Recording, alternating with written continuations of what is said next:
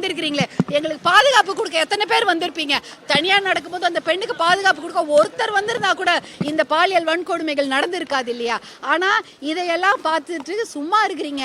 எப்படி இருக்கிறீங்க? மனசாட்சி இல்லையா? எனக்கெல்லாம் கொதிக்குது. இன்னும் எத்தனை குழந்தைங்களை காவு வாங்குவீங்க? எத்தனை குழந்தைங்க சாவணும் உங்களுக்கு? எத்தனை பெண்கள் பலியாகணும் உங்களுக்கு? எத்தனை இளம் விதவைகள் செத்து போனோம்?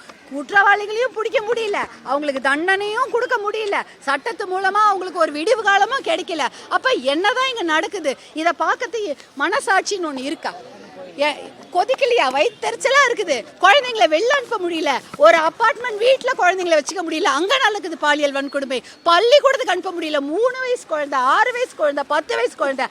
படிச்சுட்டு காலேஜ் வந்தால் அப்பயாவது நிம்மதியாக இருக்குமா? அங்கேயும் 15 வயசு, 16 வயசு, 18 வயசு, 19 வயசு கல்லூரி மாணவி எல்லாருக்கும் பாலியல் வன்கொடுமை நடந்துன்னு இருந்தா அப்போ இந்த நாட்டில் பெண்கள் வாழறதா தான் இல்லையா? எங்களெல்லாம் பார்த்தா மனசாட்சியே இல்லையா? உங்களுக்கு காப்பாற்றணும்னு தோணலையா? எங்களுக்கெல்லாம் பதைக்குது. எங்கள் குழந்தைங்களை எப்படி நாங்கள் வெளில அனுப்புறது? எப்படி அனுப்புவோம்? உங்களுக்கு மட்டும் இல்லை, எல்லாருக்கும் தான் குழந்தைங்க இருக்கு. உங்களுக்கும் பெண் குழந்தைங்க இருக்கு, எனக்கும் பெண் குழந்தைங்க இருக்கு, இந்த நம்ம சுற்றி இருக்கிற எல்லாருக்கும் பெண் குழந்தைங்க இருக்கு. எப்படி அவங்களை படிக்க அனுப்புறது?